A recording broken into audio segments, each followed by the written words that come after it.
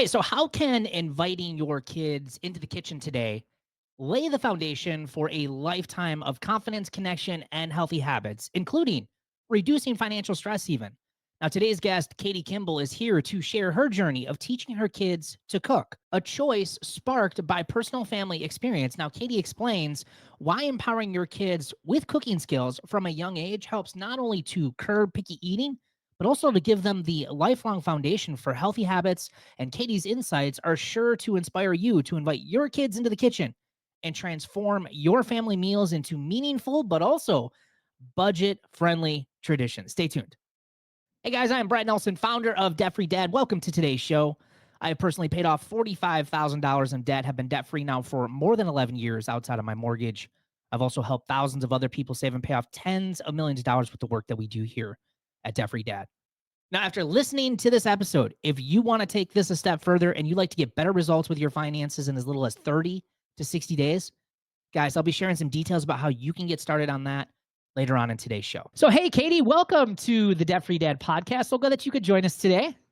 Same here. I actually always talk about cooking, but I love talking about money too. So this will be fun. Yeah, it's going to be good. And I really am interested to have you on because I think as a financial coach, I've been doing this now almost 10 years and helping lots of people and hearing their struggles. And it's interesting. It's not always money related, but it's other things that cause money stress, right? And I think one of those areas that I see is a lot of families struggle with is like things like their food budget, obviously spending too much on going out to eat, food preparation, cooking at home. And so I think what's cool is that obviously with what you guys do is you are taking this information and you're saying to parents like, hey, how can you start teaching these methods and some of the values and benefits of cooking at home with your kids?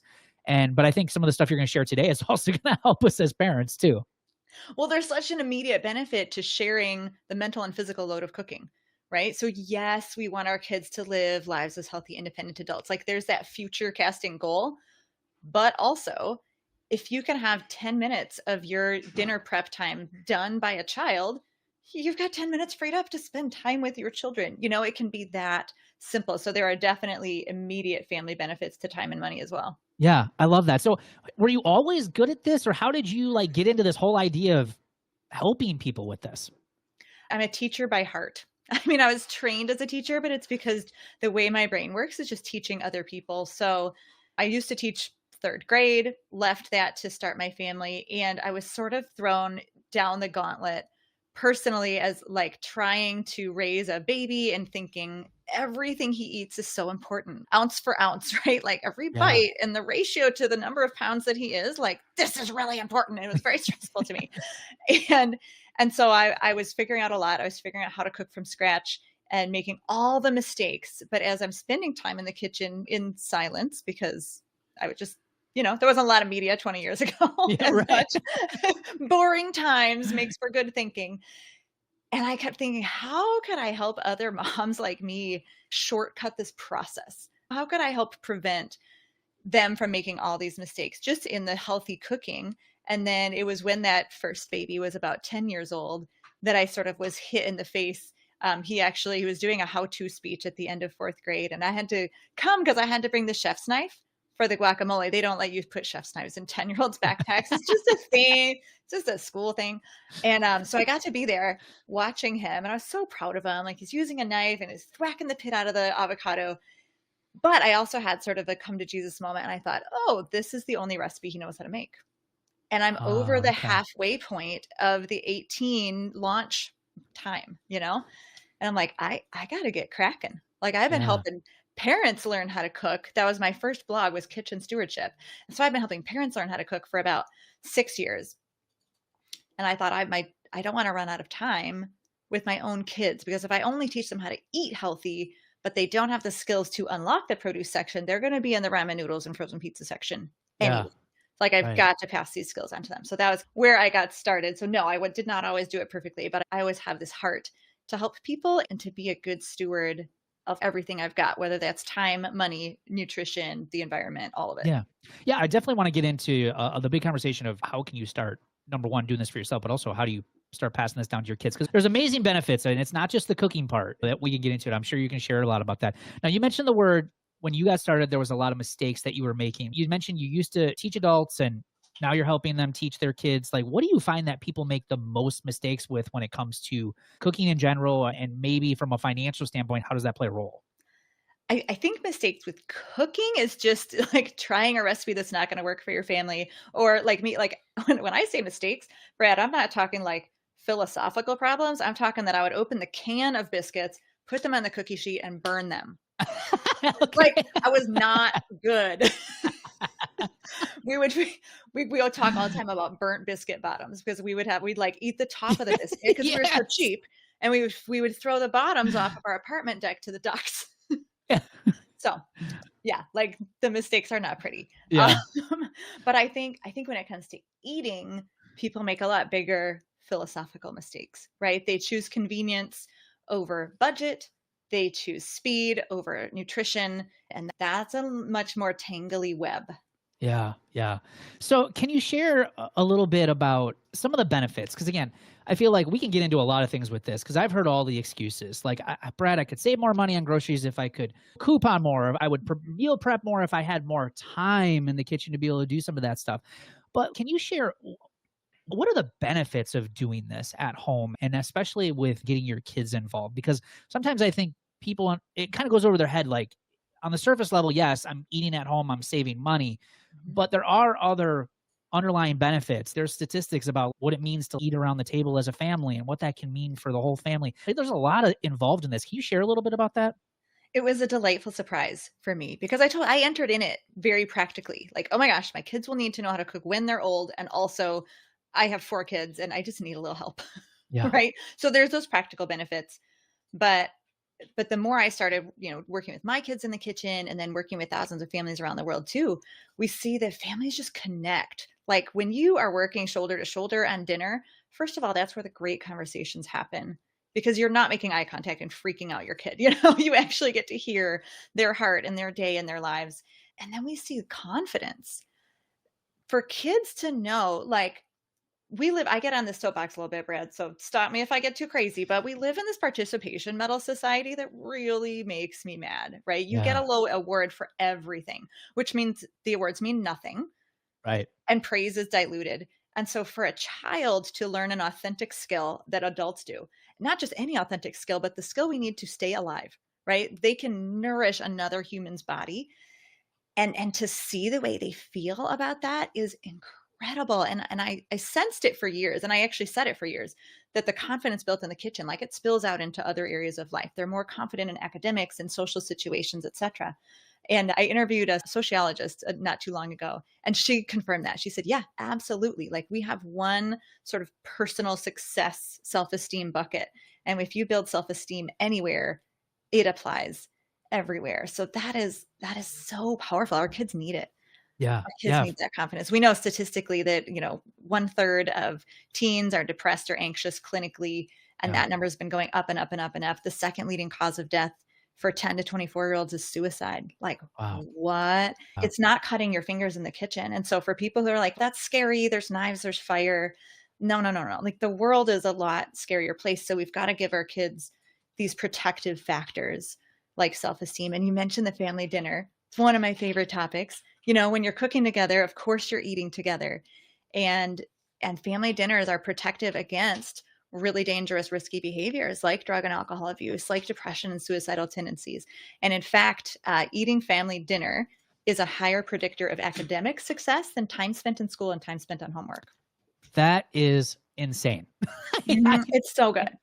You can't ignore that. Like, it is just, and I agree. I agree that now we're a family of 7 of us. And so do we always get around the dinner table every night? No, we don't. Because we got kids everywhere, different schedules and things. But I can tell you the times that we do, yes, it's chaotic. It's crazy. There's definitely much more connection between everybody than, say, if we all just quickly get something and one person's eating over here, one person's eating over there. And even my own personal experience, like as a child, I love cooking as an adult. I love it. And I remember getting that enthusiasm because my mom cooked, Aw. and she would show me, not everything, but she would show me the basics of how to just measure things out and just baking and things like that. And I remember I used to play chef when my mom was at work. We used to stay home from school all summer. I used to play chef. I used to make up my own creations and all this stuff in the kitchen.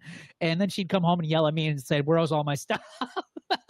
But, that's where my joy of cooking came from. And you're right. As an adult now, it's so cool to be able to show and share that with my kids now and show them how to cook and show them how to make things and see how excited that they are that it actually tastes good. It's pretty cool. So where do we start? As a parent, maybe who didn't cook or didn't have a joy for cooking, and now I have to kind of share, and teach my kids some of these basic things and cooking skills. Like, where as parents do we start with this? Part of it is just getting your mindset in the right place and getting over the psychological roadblocks. So I think a lot of parents like, oh, kids are so slow. Kids are so messy. It's going to be really annoying. So make sure you keep your own motivating factors top of mind, that I really want this for my kids. I know it'll be good connection. I always tell parents that it's much more productive to cook with them in the kitchen and you end up with a meal or a snack than to make crafts and you end up with glitter all over the house, right? Like, we crave quality time with our kids. So it might as well be productive. Gosh, that's so good. It's so true too. and then break it down. Like, again, psychological blocks. If someone's listening to this and thinking, oh, great, Katie's saying, teach your kids to cook, add that to your to-do list. No, like, it's so overwhelming. So just start with one simple skill, like measuring a teaspoon of salt flat. That's it. I mean, especially if you have like little kids, what do? They love repetition. You watch a little kid in a sandbox, they're scooping, they're pouring, they're scooping, they're pouring. And you're like, man, that looks boring. That they are building their brain though. And so why not give them a little bowl of salt or sugar, something easy that won't even make that much of a mess. And just teach them to use the flat part of a butter knife and scrape flat the little teaspoon and the little quarter cup. And they'll enjoy practicing. They can be hanging out in the kitchen, but not in your elbow room. And they feel like they're doing something. And then, so here's the power of that. You got a 3-year-old, 5-year-old, 7-year-old, whatever, who can measure a flat teaspoon. Now you can say, oh, mom's cooking, dad's cooking. I need 2 teaspoons of oregano and 1 teaspoon of basil in my spaghetti or whatever, right? You can set them up at the table. Again, space in the kitchen is a big roadblock too. Like, get the kids at the table. It's a better height for them anyway. Right. Give them the basil. Give them a little spill bowl. Give them the teaspoon, right? Say, can you measure 1 flat teaspoon of this? They bring you the bowl. And you can check it if you want surreptitiously. Don't let them see you check it. And you add it. Then you set them up with the 2 teaspoons of oregano, whatever it is. And then at dinner, you say, oh, this tastes so good. Who put the good smell and good taste and stuff in here?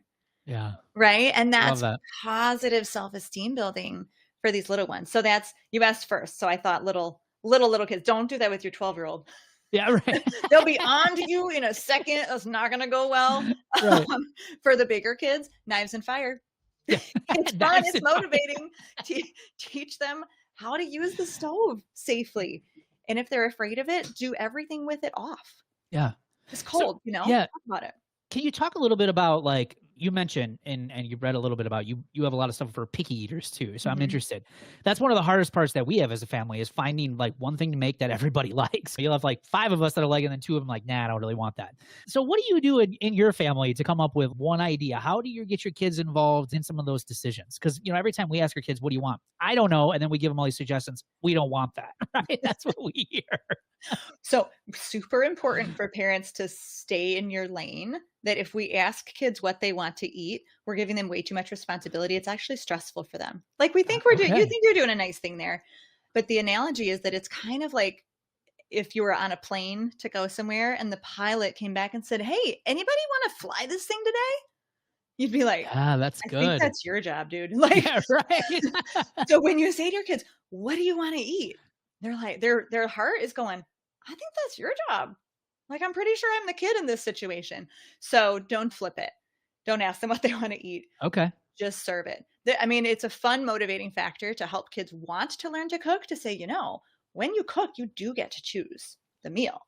And that's cool. But in general, the parents should be choosing the meal. And what to do to make sure that everyone has something to eat is that the meal is never just one thing, right? Like, it's not just the casserole and there's no sides, no salads, no apps. You know what I'm saying? So like in our family, we always have cut lettuce. We always have like this tray of carrots and cucumbers and stuff like that. And so if I know that my main course is something that 1 or more of my kids are not super fond of, I'm going to get out more salad toppings that are heartier and more satiating. So the jar of walnuts is going to come out, the sunflower seeds. Maybe I'll open a can of chickpeas. I'm not short order cooking. Okay. This is all stuff that's just like constant rotation for dinner. But if I know they want to eat the main course, then I'm going to think like, so perfect example. We love, a bunch of us in the family, we love the egg roll in a bowl. Oh yeah, You know, love it. spicy So mayo on good. top of it, Yep. so good. So good. And my youngest, it's just not his jam. Like, he's like, "Mom, you know I don't like this one." I said, "I know, but there's rice, you know, so he can just put a little soy sauce on his plain rice and he'll make a really, really dense salad." So there's always something without someone having to break the family unity of the table and go get their own food. That's what I teach is I think it's really important for families to eat all the same stuff. You just have multiple options. Yeah. So have you always been doing that, or what do you suggest for parents? Like I have, okay, admittedly, my son's a picky eater. So the other night I made chicken fried rice. I have a Blackstone. I love cooking on my Blackstone, Mm, and made chicken fried rice. Everybody else in the house loves chicken fried rice, but my son Noah, he's going to be 15. So mhm, I've been, and I probably shouldn't have, but I have made him separate meals when I know he ain't going to like it, or I'll let him choose. Or now he's getting to the age, it's like, well, dude, if you don't like this, well, then you're welcome to make your own thing mhm. if you would like. But now that I've screwed that up, probably, what can I do to get him involved with some of those things when it hasn't been like that? Because I'm sure there's a lot of parents who are out there who are like me, who have kind of probably let their kids choose. So what do we do? I recommend to parents to play team one meal, that the whole family eats one meal. Sometimes that's a multi-step shift. So, like the fried rice for you, it'd be you could either deconstruct the meal for Noah. Would he eat the chicken by itself or the rice by itself? Yeah. So that could be like one way to still have that family unity of, hey man, before I mixed it all together on my awesome Blackstone, too bad you're missing out. Yeah. You pull out a little bit of the egg or a little bit of the chicken, a little bit of the rice, and let him choose how he mixes it together. Experience bites or taster bites are also a really important habit to start to get into. So we always require that a bite goes on the plate of everything. We never require that a bite goes in the mouth because that's, you can't follow through on that. Like if I said, Brad, you have to eat that, and you were like, no, Yeah. Right. what am I going to do? Am I going to put it in Yeah, your you're mouth and make right. you chew? Right. Like, parents, don't say things you can't win. Right. Right? If you can't follow through, don't say it because you're opening up problems. So we just call it an experience bite or a taster bite, and like you, it has to go on your plate, but man, you don't have to eat it. Don't worry about it. And that builds exposure. Like scientifically, the more times that we're exposed to the sights and smells and maybe taste, but maybe not, of a food, the more our body gets used to it and we get closer to accepting it. So for some kids, especially kids who have like sensory sensitivities, Yeah. who are on the autism spectrum, this is really a big deal. Anyone who's picky, maybe they need like 150 exposures to broccoli Yeah. before they're going to accept it. And so Right. they don't want 150 like full servings, but just one bite at a time. And this brings us back to cooking because this is really cool. 150 bites of broccoli on a plate sounds exhausting for a parent. I can see you doing the math. You're like, how Yeah. many years is it going to take Yeah. for Right. 150 bites of broccoli to go on the plate and get thrown away for exposure? But any exposure counts. So if Noah goes to the store with you and he picks up the broccoli, puts it in the bag, that's an exposure. If he washes it, that's an exposure. If he cuts it with the knife, which is very motivating for a 15-year-old boy, Yeah. that's it. And then he's cooking it. So you can have a lot of exposures without any pressure to eat, which I think are even more helpful exposures. So that's another good reason Yeah. to get the kids in the kitchen because they're learning to make friends with food without that thought of like, oh, somebody's going to make me put this in my mouth. Yeah. Can you give any suggestions, especially for, I mean, with little kids, probably, obviously we have younger kids and they're always excited to do stuff, right? Mhm. It's the older ones that are like, they're on their video games or watching a movie, or they're on their phone or their tablet or talking to friends or it's those ones that probably are a little bit harder to get excited about cooking. Ah, that's boring. I don't want to do that. Any suggestions on how to get kids like even excited about doing it? When people actually use my course and make it sort of a little bit of a more formal thing where there's a time, like we're doing cooking now, inviting friends is great. It adds Gotcha. to the Okay. chaos a little, but as you know, with a big family, a little chaos can have big reward as far as fun and motivation factor. And so letting them invite a friend or cousin or something over is awesome. This idea of positive praise forming a loop, psychologists call it the confidence-competence loop. So you raise your competence in something, you know how to do it, it feels really good, you're like, oh, then your confidence goes up and it turns into a loop and you want to come back. So as parents, we just got to get kids into the loop the first time. Yeah. So for older kids, if you can plan it so that you're going to a party or a potluck or grandparents are coming over, some situation where you're bringing food and there are other adults who are going to eat it. And it'll just happen. If you can get them to help in that situation, then you tell the other adults like, "Oh, Noah made this," or the 7-year-old made this, whoever. Immediately the other adults pile praise, warranted, on the kid. The kid's like, well, that felt pretty good. Yeah. And then hopefully that confidence competence loop takes over. And the next time you say, "Hey, do you wanna learn something else in the kitchen?" You've got a little bit of a snowball rolling, and hopefully you can just push it down the hill. Yeah. These are such great tips. Now, as they get older, do you ever, with your kids, or do you ever suggest to your students that go through your course that, like, at some point the teens take over? At Oh, some, yeah. do they have responsibilities like to do the whole meal, and how does that look? So my life right now, my kids are 19, 16, 13, and 10. We're all about to be And very jealous, I bet, right now. yeah, yes, but remember, don't compare your beginning to anyone else's end. That's right. That's right. But I'm just saying, the 3 older kids each have 1 full meal a week where I'm in here working and it starts smelling good in the house. Oh my gosh. So and my Oh my husband takes 1 or gosh. 2, so I only have 3 or 4 dinners a week that I'm even responsible for at all. So, yes, and you said, "How do you do it?" First of all, this is debt-free dad, so let's talk about the fact that if you could swap 1 going out to eat a month with a kid's cooking night, how much are you saving? Yeah. Depending on where you live and what kind of bougie restaurants you like to go to, Yeah. you you could begin to really save a lot just by giving 1 a month to the kids, and 1 a week is a great goal. Kids cooking night 1 is a great goal. How to do that, here's how I did it, is we chose a recipe that everyone in the family loves, so you gotta figure that out first, obviously, we talked about how that's hard. For my 2 big kids, it was homemade pizza Okay. every Sunday for 1 full school year, and they worked together. They were 9 and 12 at the time, so 9's maybe a little young, to do it yourself. Although my 9-year-old was my girl, she could have done it. The boys needed the girl to, like, tell them what to do. Yeah. So the 9 and 12-year-olds, they made homemade pizza every Sunday for a year. They got so good at it, they were like, "We gotta walk in the kitchen at 4:17 to be done, for 5:30 dinner." Like, they knew in this 9 minutes when, like, the crust is baking, we play cards.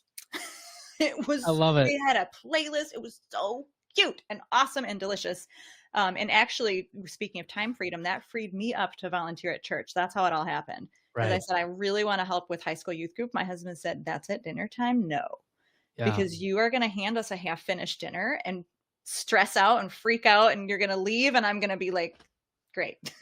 Yeah. So I asked the kids to help. That's how it started. And so then that's how also we got my 13-year-old just last year when he was 12, he started doing the taco night. Tacos. So they build mastery. You don't have There's a million ways to do this, right? But I love that they can build mastery on a family favorite recipe. And then the second year, you start switching it up and you say, "All right, like every other week, let's try something new." And it doesn't have to be new, they've never made it or never even seen it, like they're on Pinterest or whatever. It can just be new to them, but still a family Yeah. favorite. And so now the 2 older ones, like they plan and cook their own meals. Number 3, we're just in the point. He doesn't even know it yet, but I'm about to tell him, "You can't only make tacos again this year." We're going to switch it up a little bit because he was in a sport for the first 2 months. And so that just ended a couple weeks ago. I'm like, "Okay, it's time. It's go time, Katie. I got to Yeah. step 2." I love that, and I love how simple it is, because we might, as parents, might think like, well, they have to pick a different meal every time. I love that it's just one thing you make them do all year round. Mhm. I would have never even thought about that, but how genius, like you said, with the mastery side of it. They'll probably open up their own pizza place one day. I mean, I'm sure there's a lot of parents who are like, "Man, 3 nights not having to cook, that's amazing." So how do you just mentioned, like, this is debt-free dad. So I'm just curious, now that they're responsible for some of that, do you get them involved with the grocery shopping and the food selection? Like, how does that all work? And or even the budget for how much you spend on that stuff? I have not as much had them at the store, but my 19-year-old is a year and a half out of high school. And so he still lives at home because he started his own business. He decided college debt was not for him. Yay. Awesome. And but he just did a hiking trip with friends. And so he made his meal plan. They did not eat out once in 4 days. Bunch of Wow. 19-year-old kids. And and he made his shopping list. And I gave him a few like tips and hints. And then we went to Costco. And he saw his bill after, and he knew it was only like half the stuff he needed because the rest was at Aldi. And he went, "What? Why is this already in the three figures, you know? So it was very eye-opening for him. But I try to talk to my kids about money. And I'll tell you something, a conversation I just had with my 8th grader on Monday is I'm a huge proponent that convenience food has its place, and it's when you really need it, right? Right. So we have a subscription to some quite expensive grass-fed meat sticks, but there's a rule. Like, you only can use that if you really need it. You know, if you need, it's like your emergency snack that's in your backpack for 2 months, or we take him hiking, whatever. Well, my 13-year-old, he's a very what is the nice word for lazy? Time assessing individual. He's an energy conservationist. That's the nice word for lazy. He conserves his energy. So I love that. so when he's packing his own lunch and I'm not in the room, he tends to grab 2 meat sticks, 2 cheese sticks, and some assorted things from the fridge. And so we had to institute a rule. I say, listen, man, you can only rely on those meat sticks a max of once a week. And I told him, I said, they're $2 a piece. I'm rounding up a little bit, but you know, they're $2 a piece. I said, Yeah. cheese sticks are 50 cents to $1 a piece, depending on quality. And I could see him doing the math and his eyes got a little big. I said, yeah, we have leftovers. You know, we have Yeah. hard-boiled eggs. This is a really important rule because it doesn't make sense for you to sit on the couch for 10 minutes and read a book before before school because you packed a super quick energy conserving lunch. So I try to talk to them about why we make some of the decisions we make. And for me, sometimes we prioritize health over budget. So I'll spend more on something that's maybe organic or grass-fed or a little bit higher quality because I see that as an investment in staying out of doctor's offices and being on prescriptions later. But we conserve a lot of our money by making from scratch. Even something, this is almost silly, but something as simple as cutting the carrots instead of buying baby carrots, it's like 50 cents a pound savings. Right. But if you got your kids who are cutting the carrot sticks every week, I mean, I don't know, we go through pounds of carrots a week. I don't know how Yeah. your kids do Right. it, but that's the favorite, like just grab it vegetable. So, you know, a buck or two a week, you're saving, it starts to add up. And For so sure. all those little things, if you are doing the labor instead of paying someone else to do the labor and package it up, it matters. Yeah. That was one thing I was going to ask you. A lot of people will opt for, convenience or speed, Mm. and you're paying a price for that. But then people will also use the excuse eating healthy is like really expensive. It's just that general kind of excuse. So are there things in your family that you guys do to cut costs or save? You had mentioned Aldi. I'm a big fan of Aldi too. I think that's one of the best things that you can do. But are there things that you have found within your family that have been really helpful when it comes to just keeping, healthy food on the table? Love me some Aldi. Yes, I buy in massive bulk. I buy 25, 50-pound bags of oats. We go to our local farmer and we get hundreds of pounds of apples. And they last in Michigan. And I know you're in Wisconsin. You could do Yeah. this too. We put them in our garage in the winter Ah, and they'll yeah. last from September to January. And Oh we're my making gosh. homemade Wow. applesauce. We dry homemade apple chips. So a ton of stuff like that. My trifecta ever since I started kitchen stewardship back in 2009 is homemade chicken broth, homemade yogurt, and using dry beans. Okay, beans are always a savings over meat. Everybody knows that. Dry beans are even more of a savings over canned beans. So I buy those in 25-pound bags too. And so Gotcha. that's a big one. Homemade yogurt, I figure I save $1,000 a year. Wow. Versus buying it because we go through about 3 quarts a week, and homemade is much, much less expensive. And $1,000. I mean, that's it's almost quick. it's like $80 a month you're saving just right there. Crazy, right? I mean, we talked about it. You were gracious enough to let me come on your podcast, and we had said, a big part of obviously being successful with improving your finances is just making it a priority and being intentional. It sounds like this is kind of the same thing. It's just making it a priority, right? It really is. It really is. Like I could, the third thing that was his homemade broth or stock. And so I could go buy soup, right? Or I could Yeah. go buy broth, or I could buy really fancy, expensive broth that's healthier. The broth at the quality I make it, they sell it now. They didn't sell it back when I started online. You can buy it now, made from real bones, etc. It's about $5 to $6 a cup, and it costs me about $1 to make 3 gallons. Wow. Start doing the math. Yeah. If you're doing a convenience food and you're grabbing that rotisserie chicken at Costco, save them bones. Yeah. You throw some water on them and some garbage, literally, like carrot ends, celery ends, onion skins, the stuff you throw away. you throw that in there. I have some going right now in my Instant Pot. I'm on the second batch of broth with the same bones. And so I made a huge batch of homemade soup yesterday. It didn't cost very much. Yeah. And, so Awesome. those I mean, that's huge. We're not talking about couponing. It's not a 55-cent coupon. Yeah. It Right. is like Yeah. tens of dollars and multiple tens of dollars for one batch. Yeah. That's incredible. Katie, this information has been so good. So many great tips. And just again, a lot of, hey, maybe we need to start doing some more of this stuff in the house, and not only just the benefit of healthy eating, but being more connected as a family. So for those of you who are of you, especially me, who are jealous that your kids cook 3 meals a week, how can you teach our listeners? What do you have to offer? I know you mentioned a course. Like, how can people learn more about you? Well, I like starting kids with knives. I do. I believe knives belong in the hands of all children. Don't quote that out of context. It doesn't go well.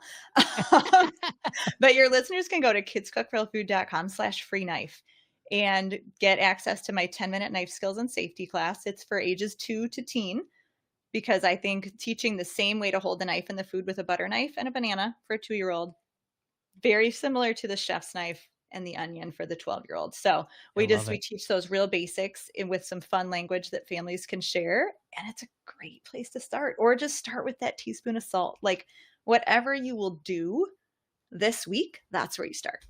Awesome. Katie, I love your passion for this. It's been awesome to have you on. Thank you so much.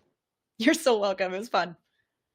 All right, guys. So if you want to pay off more debt, you want to save money, you want to take control of your finances, you want to reduce financial stress, and you want to start seeing way better results than you've ever seen. Seriously, guys, in as little as 30 to 60 days, all you have to do is head over to debtfreedad.com, click on the green button at the top of the page, and I'll personally show you how you can get started. Hey, we get that getting out of debt isn't easy, but with our help and with your consistency and discipline, hey, we promise you guys this will be some of the best work that you guys do in your entire life. Thanks for joining us on today's show, and we will see you guys on the next episode.